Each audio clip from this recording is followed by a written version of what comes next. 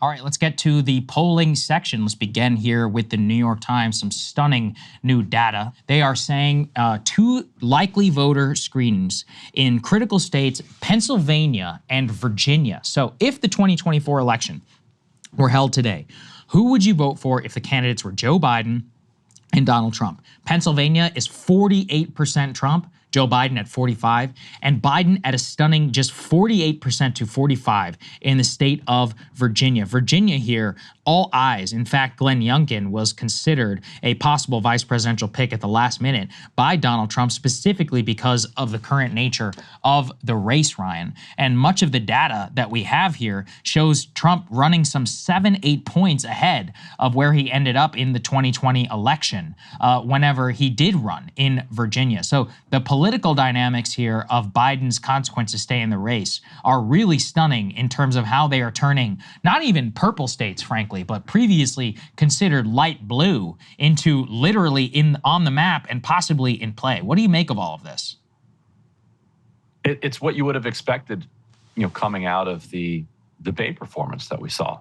Like this is what it looks like when the bottom is falling out. We had Dimitri Melhorn, the Democratic mega donor advisor, on the show last Friday, who was arguing that, look, if you look at ABC's 538, not the Nate Silver one, but 538, that it's still nationally pretty much within the margin of error. But that's the last thing that Democrats can cling to. Real Clear Politics, actual Nate Silver's himself, all the other polling averages have it spreading widely away from the margin of error. But when you drill down into the swing states, Trump is just dominant in them, and dominant in a way that we haven't seen either party be, in maybe almost 20 years or something. Maybe you have to go back to Barack Obama, 2012 toward the very end. But even that ended up being a pretty close election because the parties are so closely divided here. These are significant leads, given that context. Yes. Let's go ahead and put this up there on the screen and continue with some of the polling data that we have, because if we dig down, you can actually see how Biden and Harris also fare against Trump. So what do you make of this matchup against Kamala Harris? She's running ahead of Trump in the state of Virginia, running ahead of Biden, I apologize, at 49 to 44 in the state of Virginia, whereas Biden is just at 48 to 45. In Pennsylvania, however, she is also running some 2 points ahead of Joe Biden. So it is pretty clear that, in a normal race, a normal Democrat could be relatively competitive against Donald Trump, even somebody is not as politically talented as Kamala Harris. But Biden's decision to stay in the race is actively dragging down the ticket if we're looking at something like this. Yeah. And Kamala Harris, like you said, she's not a terribly well-liked kind of Democratic candidate. She's not, she's not even in the kind of, Gavin Newsom, Gretchen Whitmer Right. kind of tier. And so when you put her in there and compare her to Biden and see that even she significantly outperforms Biden, it really tells you how much of a drag he is on the ticket. You can also look at, Biden in comparison to Senate Democrats across the map. You look at Tammy Baldwin, who's up 5 or 6 points on her GOP opponent. He's down 5 or 6 points. Like we haven't really seen gaps like that since like the 1970s, when you had like favorite son senators who were just massively popular, but the Democrats were never going to win in the map. Since then, in the last 10 years, it's been within a point or two, and often with the presidential candidate being the one that's 1 or 2 points ahead. The idea that you're trailing 10, 12 points behind fairly generic Senate Democratic candidates, so shows you how much weight there is wrapped around his feet.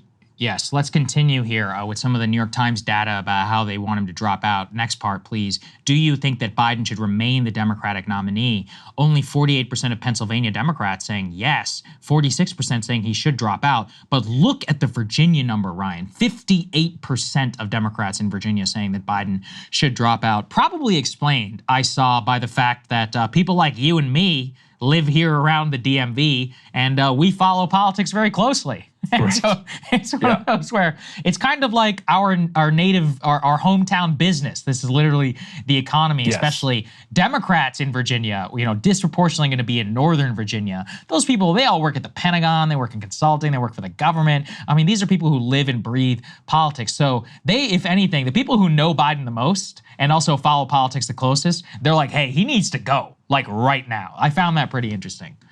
Yeah, Virginia Democrat in general, you could pull one off the voter file and put them onto this show, and they'd be exactly. just as fluent in national politics as we would. So yes, I think that's exactly right. They've seen that, and also they're aware of the polling comparisons. Like they're just purely pragmatic. They're like, who is going to beat Trump?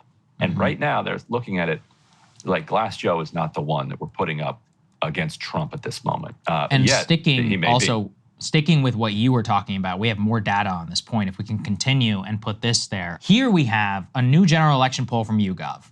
We have Arizona, Georgia, Michigan, North Carolina, Nevada, Pennsylvania, Wisconsin. Trump is leading literally in every single state, okay? This is every single state. Trump is up by a minimum of 2 and a maximum of 7 in the state of Arizona. We're talking about blowout victory here in every single battleground. But go to the next one and you'll see how much Joe Biden is dragging down the ticket. In the very same poll, Ryan, Ruben Gallego is up by 8 points. So that's a 15-point swing. Elise Slotkin up 9. Nevada, Jackie Rosen up 7. Bob Casey is up 12. Tammy Baldwin is up by 7. We're looking at an almost 10 to 20-point swing in some cases against Donald Trump for the Democratic normal Senate candidate, which just reveals how much Biden is sinking this ticket to the bottom. These are all states where the Democratic Party has basically kind of won the argument against Trumpism. Like these were very close states, and Arizona and Georgia were more Republican states very recently, but they've all trended towards Democrats in recent years to the point where Pennsylvania, Michigan, Wisconsin, you're seeing legislative takeovers, gubernatorial takeovers, Wisconsin and Michigan enacting the Democratic agenda, not even like fighting out with like split legislatures or grappling with Republicans there, and yet it's like a throwback. Like, wait a minute, now Republicans are winning every single one of these states, and it is as simple as Joe Biden, as he showed on Lester Holt. The news cycle can move on and focus on something else, but that doesn't bring Joe Biden's brain back to life. Yeah, you're very, very correct there. I think that's just where we'll end it as well, too, with this last observation, and put it up there on the screen, is that just 33% of Democrats are currently satisfied with their party's presidential nominee versus some 71% of GOP voters. So the enthusiasm gap here is just absolutely unbelievable, Ryan, to have only 33% and 62% of Democrats this far into the race. We're talking about the actual general election season now, who are like, yeah, I don't want Joe Biden to be the nominee. It's just devastating for him. And he is showing us no signs he's going anywhere. Nope. Yeah. Well, let's get to that. Try to white knuckle it. Hey, if you like that video, hit the like button or leave a comment below. It really helps get the show to more people. And if you'd like to get the full show ad-free and in your inbox every morning, you can sign up at breakingpoints.com. That's right. Get the full show, help support the future of independent media at breakingpoints.com.